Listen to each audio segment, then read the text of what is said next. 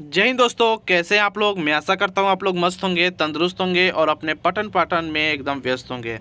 आज हम बात करेंगे एसएससी की तरफ से लिए जाने वाले सीएचएसएल का रिजल्ट को लेकर, जिसका एग्ज़ाम आप लोगों ने 12 नवंबर से लेकर 30 नवंबर के अलग अलग शिफ्टों में दिया।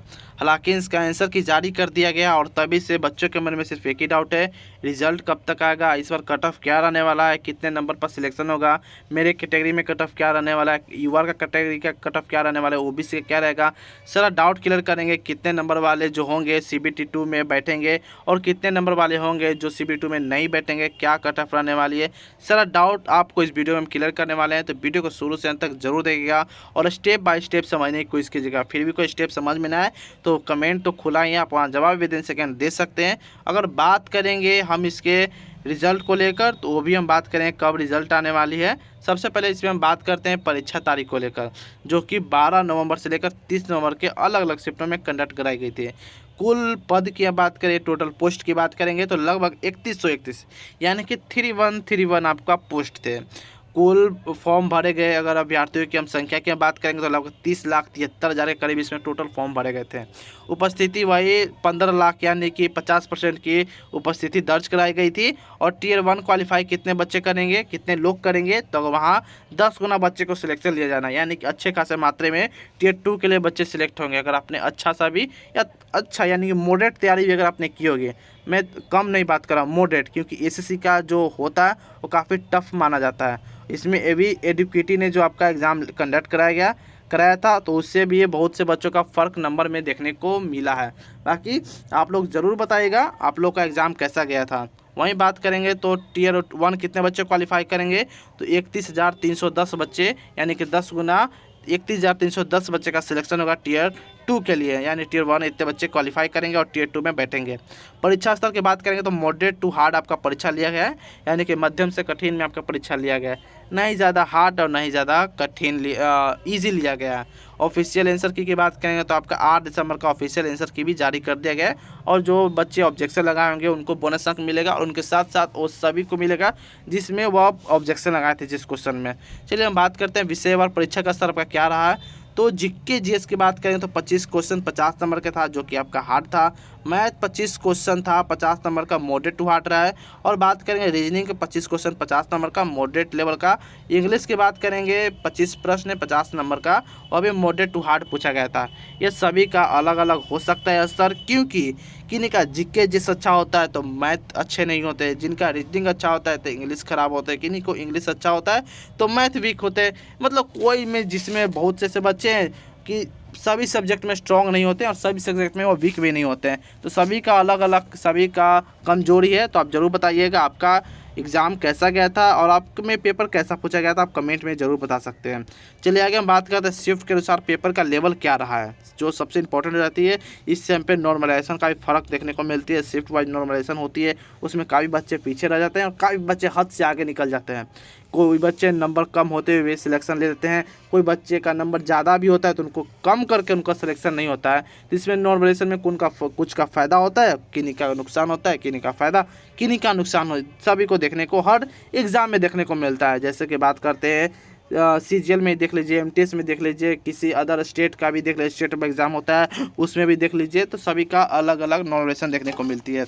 अगर बात करें कठिन स्तर को लेकर तो ज़्यादा नंबर बढ़ सकते हैं। कठिन स्तर में आपका ज़्यादा नंबर बढ़ने की उम्मीद है, जो कि यहाँ साफ आपको देख सकते हैं। कठिन स्तर कौन कौन से, 13 नवंबर के सेकेंड शिफ्ट, 14 नवंबर के फर्स्ट शिफ्ट, 15 नवंबर के थर्ड शिफ्ट, 16 नवंबर के फर्स्ट शिफ्ट। और बात करेंगे 17 नवंबर के थर्ड शिफ्ट, 18 नवंबर के थर्ड शिफ्ट, 20 नवंबर की बात करेंगे हम तो second shift and third shift, 24 नवंबर के सेकेंड शिफ्ट और 26 नवंबर का फर्स्ट शिफ्ट।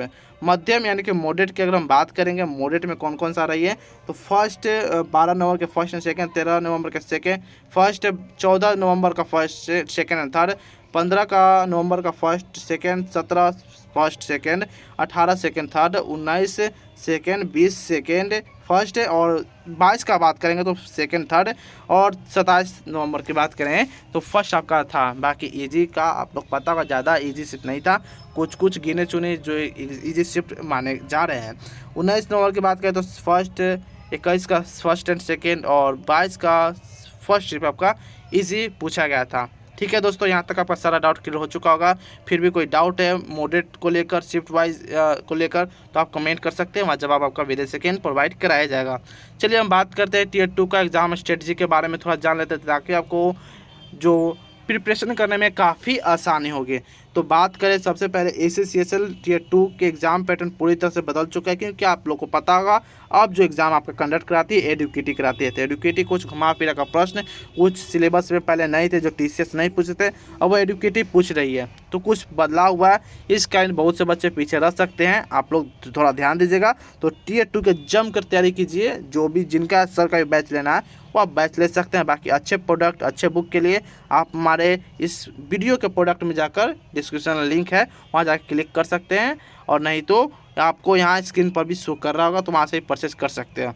चलिए आगे हम बात करते हैं। अब यह एक ही दिन में 2 सेशन कंडक्ट कराई जाती है, और इसमें कुल 135 प्रश्न पूछे जाते हैं। कितने? 135 प्रश्न पूछे जाते हैं, जो कि हर सही उत्तर के लिए 3 अंक मिलते हैं, और गलत उत्तर पर 1 अंक निगेटिव मार्किंग होती है। यहाँ तक आपको स्ट्रेटजी भी समझ में आ रही होगी। अगर हम बात करते हैं सेशन वाइज और सेक्शन वाइज, थोड़ा जान लेते हैं। तो इसमें देखिए हम पहले बात करते हैं सेक्शन 1 की बात करेंगे, जो कि 2 घंटा 15 मिनट की होती है। इसमें सेक्शन 1 में आपको बता दूं तो 1 घंटा आपको दिए जाते हैं समय, कितना? 1 घंटा समय दिए जाते हैं, और मॉड्यूल यानी कि मैथमेटिक्स और रीजनिंग पूछे जाते हैं। 30 प्रश्न 90 अंक का होता है, 30 प्रश्न दोनों में रहते हैं, टोटल 90 अंक का पूछा जाता है। सेक्शन 2 की बात करेंगे, इसमें भी आपको 1 घंटा दिए जाते हैं। इसमें इंग्लिश और जनरल अवेयरनेस पूछ जाते हैं। 120 अंक का होता है इंग्लिश, और 60 अंक का होता है जनरल अवेयरनेस, और इसमें 20 प्रश्न पूछे जाते हैं, इसमें 40 प्रश्न पूछे जाते हैं। एक क्वेश्चन के लिए आपका 3 अंक निर्धारित किए जाते हैं। और सेक्शन 3 15 मिनट का, जो कि आपका कंप्यूटर नॉलेज होता है, 15 प्रश्न 45 अंक का होता है। इसमें भी एक क्वेश्चन पर 3 अंक होता है। इससे भी क्वालिफाइंग नेचर का होता है, या केवल क्वालिफाइंग आपको करना है, इसमें किसी प्रकार का कोई नहीं झंझट रहता है। ठीक है, चलिए आगे बात करते हैं सेशन 2 की। क्या मैं सेशन 2 की बात कर रहा हूँ? पिछली बार सेक्शन 1 थी, इस बार आपको मैं बात करूँगा सेक्शन 2 को लेकर। यह उसी दिन आयोजित किया जाता है, यह केवल क्वालिफाइंग प्रकृति की होती है। पार्ट ए DU पोस्ट के लिए 15 मिनट स्किल टेस्ट यानी कि टाइपिंग वगैरह होती है, और पार्ट बी में typing test LDC JSA post के लिए 10 मिनट, अंग्रेजी में 35 WPN वर्ड पर मिनट, और हिंदी में 30 वर्ड पर मिनट की स्पीड जरूरी होती है। इन जो कोई अदर पोस्ट के लिए मैं बात कर रहा हूँ, जो एक पोस्ट होती है, मैं आपको यहाँ शो कर रहा होगा। चलिए आगे बात करते हैं महत्वपूर्ण यानी कि फाइनल मेरिट लिस्ट में टियर 2 के सेक्शन 1 और सेक्शन 2 के अंक आधार पर कुल 60 अंकों से बनती है। आप समझ गए क्या यहाँ बोल रहा है? यहाँ बात किया जाए सेक्शन 1 और 2, ठीक है। आपको जो प्री दिए उससे जो कोई ज़्यादा मतलब नहीं हो, सिर्फ क्वालिफाइंग नेचर का है, या बच्चों का छटनी करने आप कर सकते हैं एक नॉर्मल लैंग्वेज में, कि बच्चों का सिर्फ छटनी इसमें करना है। और इसमें विभाग किसी प्रकार का कोई ज़्यादा दिलचस्पी नहीं दिखाती है इस एग्जाम में, सिर्फ बच्चों का बस छटनी करना है, छाटना है किसी भी प्रकार का। चलिए आगे बात करते हैं इस बार सेफ स्कोर क्या रहने वाला है। तो अगर जनरल से हैं 130 से 33 नंबर आपका बन रहा है तो आप सेफ है। OBC में 126 से 28 नंबर बन रहा है तो सेफ है।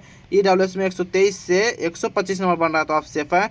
और बात करेंगे SC के लिए 118 से 22 नंबर आपका बन रहा है तो सेफ है। ST के लिए 112 से 115 बन रहा है तो सेफ है। एक सर्विसमैन 105 से 108 नंबर बन रहा है तो सेफ है। यह जो मैं आपको बता रहा हूँ सारा मैं आपको रोज स्कोर बता रहा हूँ, क्योंकि बहुत से ऐसे कमेंट आते हैं कि सर इतना थोड़ी ना कट ऑफ जाएगा, इतना कम थोड़ी ना जाएगा। अरे भाई मैं कम थोड़ी ना बता रहा हूँ, इसमें नॉर्मलाइजेशन होगी, इसमें बच्चों का अंक भी बढ़ेंगे। अंक बढ़ेंगे कि नहीं बढ़ेंगे? बच्चों का अंक भी बढ़ेंगे। तो आप ऐसा नहीं सोचिए, आप ऐसा थिंकिंग दिमाग मत रखिएगा कि नहीं एक कम अंक है, एक किन्हीं आपके लिए कम हो सकता है, नहीं किन्हीं के लिए इतना भी नहीं है। बहुत से ऐसे हैं कि पासिंग मार्क्स भी नहीं कर पाते हैं। ठीक है, एडुकेटी इस बार बहुत से पैटर्न बदल चुके हैं, तो कट ऑफ ज़्यादा नहीं जाएगी, आपको भी पता होगा और हमें भी पता है। तो आप अगर इतना भी नंबर है तो आप CBT 2 के लिए यानी कि मेंस के लिए, प्री टियर 2 के लिए, CBT 2 के लिए, मेंस जो भी आप बोलते हैं उनके लिए तैयारी अभी से स्टार्ट कर दीजिए। बेस्ट बुक आपको इस प्रोडक्ट में मिल जाएगा, वीडियो के प्रोडक्ट में। बाकी कोई भी अगर बैच खरीदना है, किसी भी सर को बैच खरीदना है तो आप वहाँ से भी खरीद सकते हैं। बाकी और भी इन्फॉर्मेटिव वीडियो के लिए आप हमारे चैनल को सब्सक्राइब कर सकते हैं, बेल आइकन दबा सकते हैं, क्योंकि CHL से जुड़ी कोई भी इन्फॉर्मेशन आती है, नोटिस आती है, इसके रिगार्डिंग, रिजल्ट के रिगार्डिंग कुछ भी अगर निकलती है तो सबसे पहले आपको इसी चैनल पर देखने को मिलेगी। तो फिर मिलते हैं कोई और अदर इन्फॉर्मेटिव वीडियो में, तब तक के लिए जय हिंद जय भारत दोस्तों।